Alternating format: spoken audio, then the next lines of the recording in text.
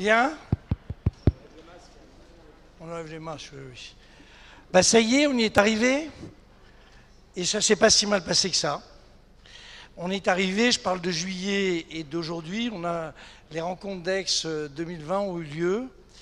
Et je voudrais, de manière un peu symbolique, que par acclamation, nous dédions cette journée, ces 2 journées, au préfet des Bouches-du-Rhône qui a eu la gentillesse de repousser ses propositions assez coercitives pour demain et que nous nous ayons autorisés à faire cette affaire de manière comme nous le souhaitions.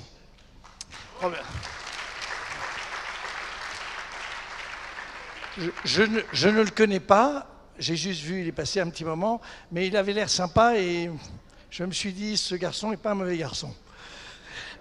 Deuxième remarque, on ne va pas faire comme on fait traditionnellement une déclaration, on a des conclusions qu'on va faire avec mes 2 camarades, Thibaut Moméja qui est le patron des programmes du Cercle, oui j'enlève mon truc, et Philippe Aguillon qui est membre du Cercle et qui est l'homme qui porte ce que Paul Hermelin a rappelé tout à l'heure, la vision la plus optimiste sur la robotisation que j'ai jamais entendue, et comme il ne se trompe jamais, ceci doit être vrai. Je voudrais juste vous dire que nos conclusions sont très largement portées par tout ce qui a été dit, aussi bien par les jeunes que par les plus anciens, les aînés, ce mot terrible d'aînés auquel malheureusement je participe.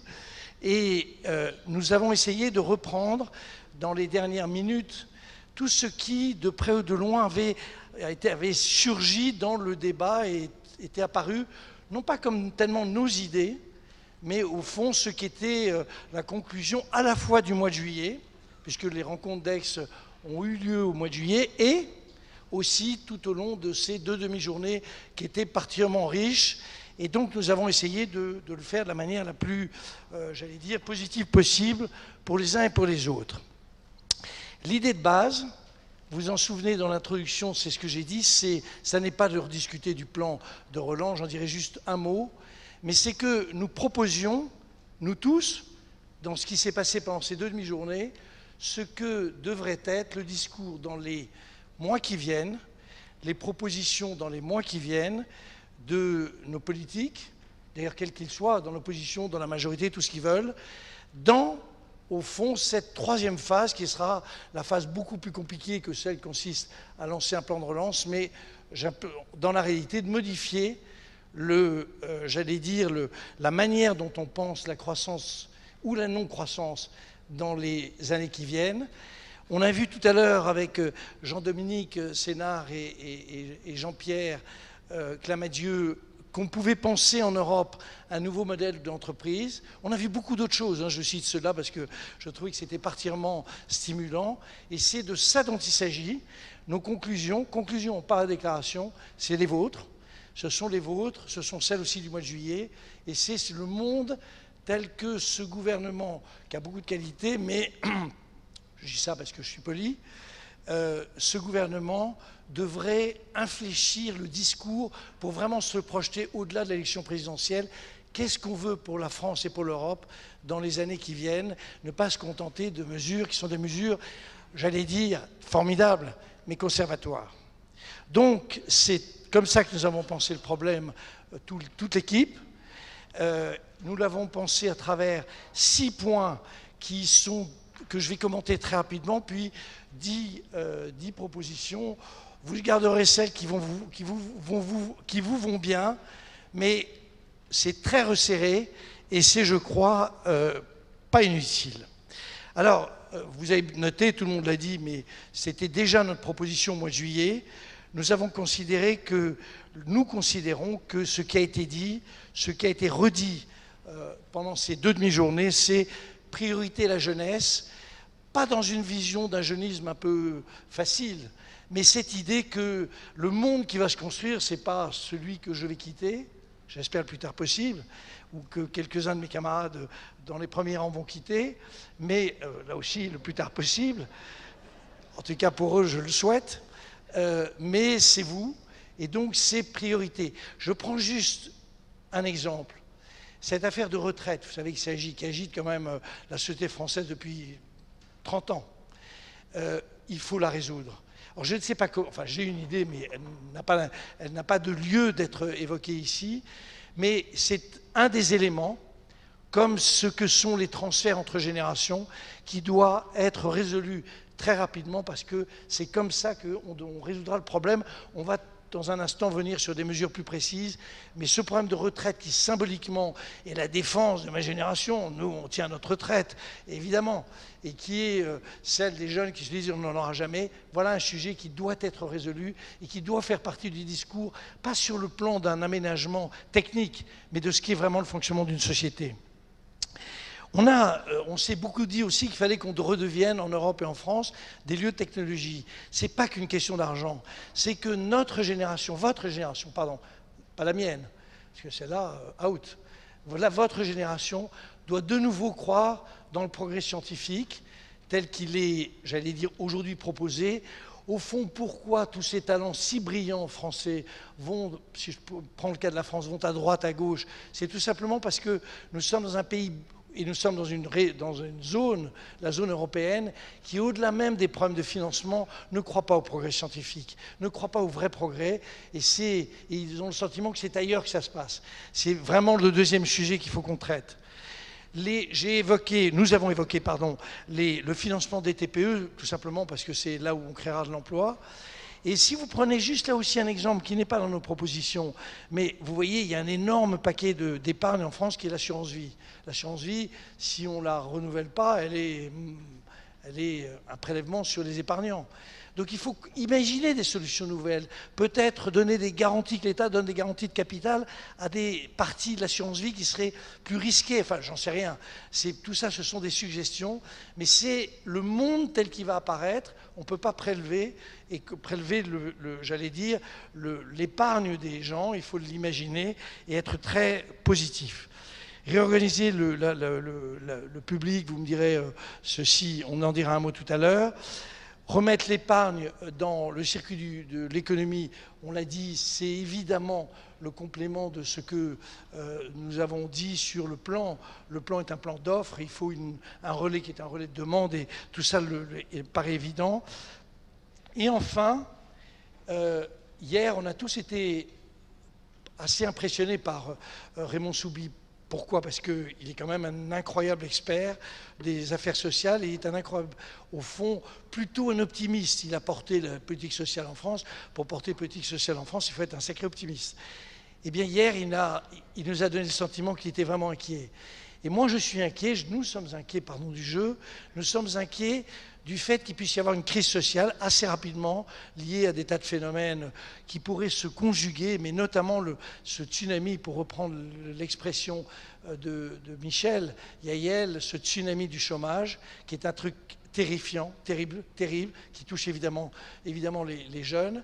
Et donc, je pense que cette équipe doit prendre en compte l'idée qu'il faut qu'il dialogue, que partout le dialogue soit beaucoup plus important qu'il n'est aujourd'hui, sinon nous aurons, confrontés à des situations majeures, nous aurons au fond des difficultés sociales sans qu'une mesure avec ce que nous avons connu. Pour juste régler le problème du plan, et maintenant je cède la parole à mes deux camarades sur des propositions beaucoup plus précises. Sur le plan, ce qui manque, c'est évidemment le logement. Je ne sais pas pourquoi ils oublient le logement. C'est évidemment, il manque des logements pour les jeunes, il manque des logements partout. Donc évidemment, il faut rajouter ça. Et il manque une définition des acteurs. Alors ça a été beaucoup dit aussi hier, c'est les régions, les collectivités locales. Mais il faut vraisemblablement, par exemple sur la relocalisation, qu'on mette en avant des écosystèmes. Il y avait ces pôles de compétitivité qui existent. C'est tout ça qu'il faut réutiliser. C'est la réalité des gens qui discutent entre eux, qui savent s'il faut relocaliser telle ou telle activité ou investir dans tel ou tel domaine. Et ça aussi, il faut qu'on complète l'affaire. Voilà. J'ai terminé ma brève intervention sur cette conclusion. Vos conclusions, c'est vous qui avez dit ça. Et maintenant, on passe aux propositions plus précises, comme c'est l'habitude. Oui, donc avant de vous parler de propositions, un tout petit point de rappel. Je ne vous parle évidemment pas en tant que membre du cercle, mais en tant que membre de l'équipe programme et responsable de l'équipe programme. Et donc je suis responsable, avec ma complice Zoé Martini, de vous avoir infligé 5 heures de débat sans pause. Donc bravo à vous tous d'avoir tenu jusque-là. C'était d'une rare densité, et donc ça va nous nourrir jusqu'à très longtemps. En tant que responsable des programmes, on est Gardez bien vos applaudissements aussi pour tout à l'heure, parce qu'on va remercier tout le monde. Il y en a une liste longue comme le bras, donc préparez vos petites mains. Et donc on est évidemment rarement la source des idées, mais on en est le réceptacle. Tout ce que vous dites nous sert et nous alimente pour les prochains événements et pour les meilleures idées, pour les prochaines rencontres économiques, bien sûr. La première des idées qui tourne autour de nous en ce moment, c'est bien sûr celle de donner la priorité à la jeunesse. C'était la première idée qui était ressortie des rencontres économiques en juillet dernier. C'est bien sûr une idée qui a été réexprimée pendant cet événement, et notamment par Jean Viard à l'instant, bien mieux que je ne pourrais le faire. Mais notre idée, c'est que la gestion de cette crise sanitaire a été l'occasion d'une gigantesque solidarité intergénérationnelle, mais qui s'est traduit essentiellement d'un effort de la jeunesse vers les générations les plus anciennes. Et cette solidarité doit maintenant s'exprimer dans l'autre sens pour que les choses soient un petit peu équitables. Créer des emplois, c'est bien sûr le seul horizon viable à long terme, puisque le but, c'est bien sûr de recréer les opportunités qui ont été détruites pour cette génération. Mais en attendant, il faut pouvoir proposer à cette jeunesse une manière de vivre dignement et de continuer à progresser. Et pour ça, l'attente d'emploi ne peut pas suffire. Donc il faut mettre aujourd'hui sur la table des réflexions autour d'allocations directes et donc de transferts directs vers les jeunes les plus en difficulté, de revaloriser par exemple la rémunération du service civique, et mettre en place une politique du logement ciblée vers la jeunesse pour qu'ils puissent se loger dignement.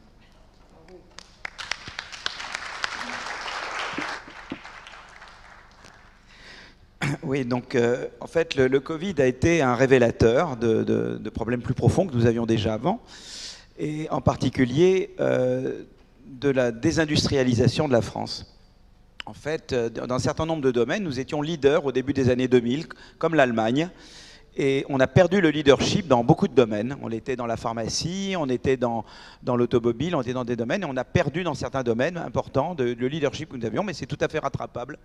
On a gardé dans le nucléaire et l'aéronautique, mais dans la plupart beaucoup d'autres domaines, et on le voit si on regarde évidemment les imports-exports et les flux de production, mais on peut regarder les données de brevets également, et quand on regarde les brevets et la production de brevets, ben la France s'est fait distancer dans beaucoup de domaines. Alors tout ça est rattrapable, mais il faut redresser la barre. Et donc de ce point de vue-là, le plan de relance va dans la bonne direction. Il dit voilà, c'est une politique de l'offre, c'est une politique de réindustrialisation de la France. Il était temps. Nous partions vraiment à la dérive.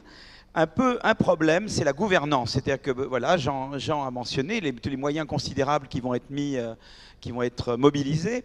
Le problème, c'est de s'assurer que l'argent est alloué aux bons acteurs. Ça rejoint un peu ce que disait Ross tout à l'heure aussi, c'est que quelle est l'efficacité de l'aide publique ? Il y a toujours un peu le problème de pick winners. Est-ce qu'on sait donner aux bons ? Et par exemple, une des choses qui moi m'inquiétait, c'est qu'on dit on laisse les ministères dire ce dont ils ont besoin. Donc ça, c'est pas bon, parce que celui qui gueule le plus fort obtient le plus. Moi, on m'a dit, par exemple, en recherche, on m'a conseillé d'y aller très fort, parce que le ministère de la Recherche ne poussait pas très fort pour des fonds. On m'a dit, vous devriez en mettre plus, quoi, voilà. Parce que peut-être la ministre est un peu timide, ou d'autres sont un peu moins... Mais là, d'autres ministres sont moins timides, ils obtiennent davantage. Donc on ne veut pas tomber dans un système comme ça. Alors, une des manières, c'est pour ça que la DARPA était une très belle invention, Jean l'a mentionné tout à l'heure, parce que ça combine le top-down et le bottom-up. Qu'est-ce que c'était que la DARPA ? C'était au moment de la guerre froide aux États-Unis. Ils savaient qu'ils avaient peur de se faire distancer par les Russes, et ils disaient qu'il faut mettre un homme dans l'espace. Il y a une série d'innovations. Et donc le ministère de la Défense mobilisait des fonds, et après il créait des équipes avec des chefs d'équipe qui avaient une grande flexibilité. Et c'est là que le bottom-up venait. Et c'est cette combinaison de top-down et de bottom-up dans la DARPA qui a produit des inventions formidables. Et ça a marché très bien. Du coup, les Américains ont créé une DARPA énergie.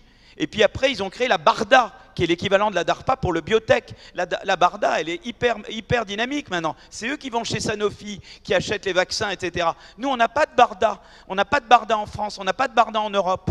Donc l'idée, c'est de dire, eh bien, dans les domaines fondamentaux comme la santé, comme le numérique, d'ailleurs, je pense que le plan de relance est très insuffisant sur le numérique, et l'énergie, on peut créer des DARPA françaises. Les Allemands, ils viennent d'en créer une. C'était assez drôle parce que je disais, tiens, j'ai un copain allemand qui était dans ma classe à Harvard, je vais aller l'appeler, peut-être qu'on pourrait parler. Il me dit, mais tu sais pas, aujourd'hui même, je remets à Merkel le rapport sur la création d'une DARPA allemande, moi, qui suis en charge du truc. Mais je dis, mais faisons ça ensemble. Donc, créons des DARPA énergie, santé, numérique en France, qui ont vocation à être jumelés ensuite et avec des DARPA allemandes comme base d'une vraie politique industrielle. Et là, comme c'est ce bon mélange de bottom-up et de top-down, on évite le problème, en tout cas en partie, de donner l'argent aux mauvais et de donner l'argent seulement à ceux qui crient le plus fort. Voilà, je crois que ça, c'est très important. Et donc, faire cet effort très important. Et en passage, le numérique doit avoir beaucoup plus de place que dans le plan de relance, comme ça a été dit de ce matin. Voilà, j'étais un peu long, hein, mais voilà.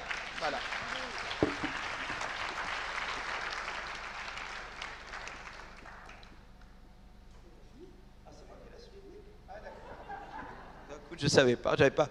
Donc, mettre en œuvre une politique écologique européenne avec une batterie d'instruments. Alors là, juste sur la politique écologique, je voulais faire juste à propos de ce matin, une discussion intéressante. Je crois que notre ami, un de nos collègues, a mis en évidence l'idée du prix du carbone. Je crois que le prix du carbone est effectivement un instrument très important d'une politique écologique. Mais ça ne peut pas être le seul instrument. Parce que typiquement, il y a plusieurs externalités, pour prendre le jargon des économistes. Il y a l'externalité environnementale, mais il y a des externalités technologiques. Par exemple, j'avais mentionné hier que plus une entreprise a innové dans le moteur à combustion hier, plus il va innover aujourd'hui dans le moteur à combustion. C'est des externalités technologiques. Typiquement en économie, quand il y a plus qu'une externalité, il faut plus qu'un instrument. On ne peut pas juste avoir un instrument. Il faut le prix du carbone. C'est très important. On sait que quand le prix du carbone augmente, les entreprises innovent davantage dans le vert. C'est un bon instrument, mais ce n'est pas suffisant. Il faut l'investissement. Le nucléaire a été très important de ce point de vue-là, mais l'investissement est très important. Donc il faut, pour ça que je parlais de la DARPA énergie, il y a une multiplicité. J'ai parlé hier aussi du rôle des consommateurs, du rôle de la société civile. Il y a une multiplicité d'instruments. Le prix du carbone est très important. L'investissement est un levier important. La responsabilité sociale est un levier important. Et il faut mobiliser ces moyens. La taxe carbone aux frontières est évidemment un élément important parce que l'idée, c'est qu'on veut diffuser les technologies vertes ailleurs. Mais il y a des moments-là, quand on devient vertueux, nous, il y a des pays qui peuvent se transformer en paradis de pollution. Ça existe. Il y a des pays comme des paradis fiscaux qui disent, mais écoutez, les Européens ou certains pays deviennent très vertueux, mais venez faire des trucs chez nous. Et comme il y a la mondialisation, on peut réimporter dans ces pays des produits polluants. Alors c'est pour ça que c'est très important quand on a des politiques de diffusion de technologies vertes vers les pays du Sud, de les assortir d'une politique intelligente de taxes aux frontières si nécessaire. Voilà. Donc il y a une panoplie d'instruments là-dessus. Je crois que j'ai terminé, c'est toi la prochaine, non ? On ne va pas faire toutes les propositions une par une puisque vous les avez reçues. Simplement un point qui n'était pas encore à l'ordre du jour au moment des rencontres de juillet et que tout le monde considère comme très important, mais évidemment le Cercle des économistes pousse et propose pour la décrispation de l'épargne qui s'est beaucoup accumulée pendant cette crise et de multiplier les incitations pour accompagner la consommation et en refaire le conducteur de la croissance. Je crois qu'on va en rester là sur les propositions et je vais laisser la parole à Jean-Hervé pour les remerciements. Juste un mot sur les TPE, quand même. Quand même, il y a un truc important. Juste, je ne peux pas ne pas le dire quand même.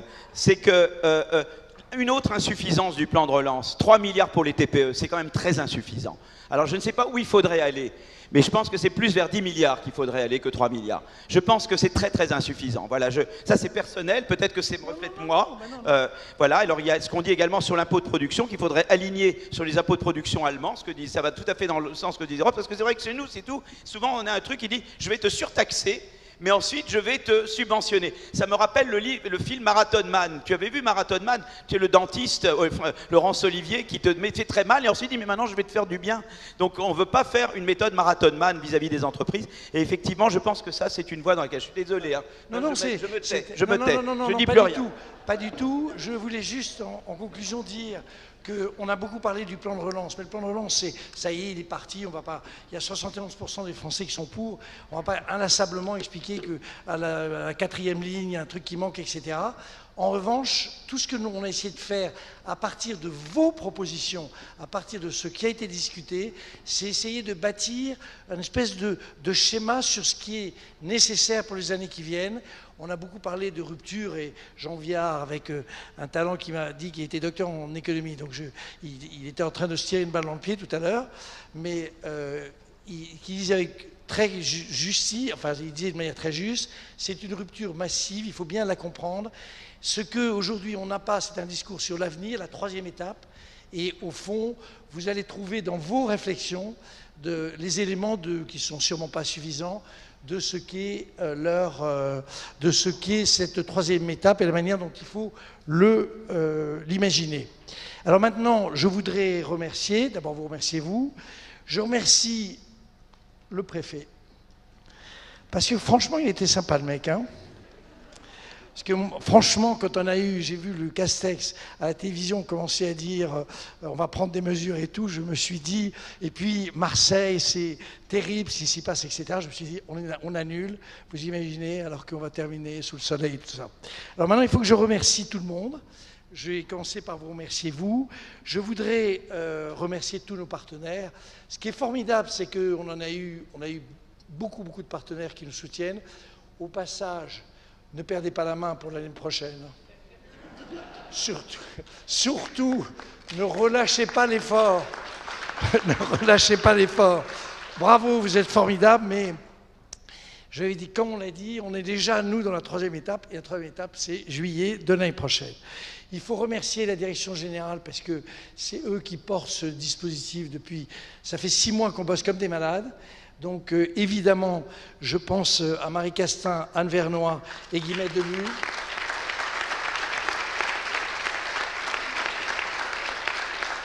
Ça n'a l'air de rien, mais c'est incroyable hein, ce qui a pu être fait ici et à Paris. Je dirais que presque ici, ça a été plus compliqué. Heureusement, nous avons été reçus par la fac de droit qui a été top, et par son doyen qui a été top, et par tout le monde qui est top.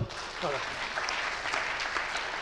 Alors, j'ai évoqué les partenaires qui se sont tous engagés, déjà les 46 pour l'année prochaine, mais on le doit à 2 personnes qui ont un talent de séduction qui est inimaginable, qui sont Hélène Vérizère et Philippine Guérard, qui arrivent...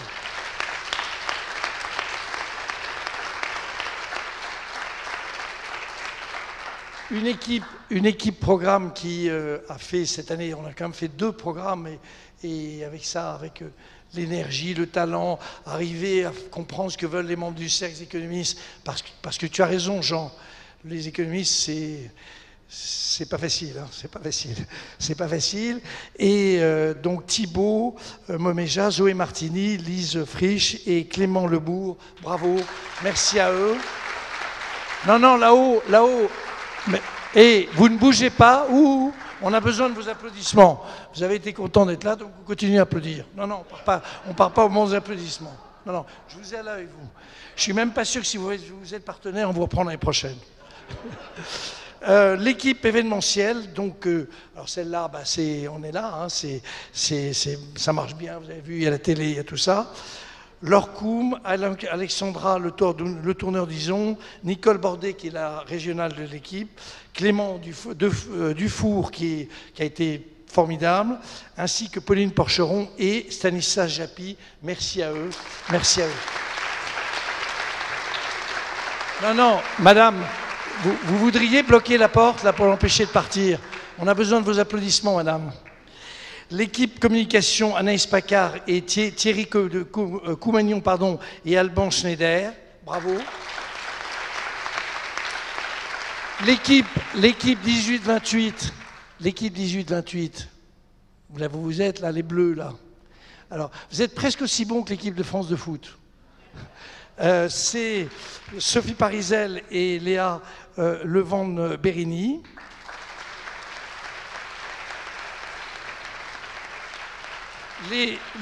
Les conclusions, c'est vous qui applaudissez, mais on a été très aidés pendant ces derniers jours par Mathieu Nogues, Adeline Moret et Léa Conini.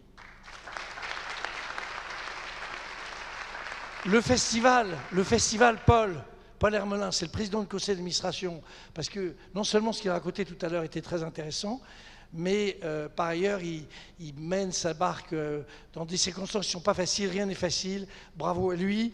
Et j'en profite pour dire que nous serons toujours à ses côtés dans des conditions financières à rediscuter. Il y a les photos, non, attendez, qu'est-ce qu'on a mis? Les polos blancs, ah oui, les polos blancs, ils sont là ou ils ne sont pas là, mais c'est eux qui nous aident et c'est eux qui bloquent les portes pour ceux qui ne veulent pas applaudir. Alors, après, il y a toute une série de gens qui nous aident. Tout à l'heure, on avait Madame Borne et on a pu dialoguer avec eux. C'est grâce à A3 Productions qui avait fait un truc en juillet inouï. Je crois que tout le monde a été bluffé par les compétences technologiques qu'on a développées. Pas les miennes, pas celles de mes deux camarades, celles de A3 Productions. Il y a Boréal, qui est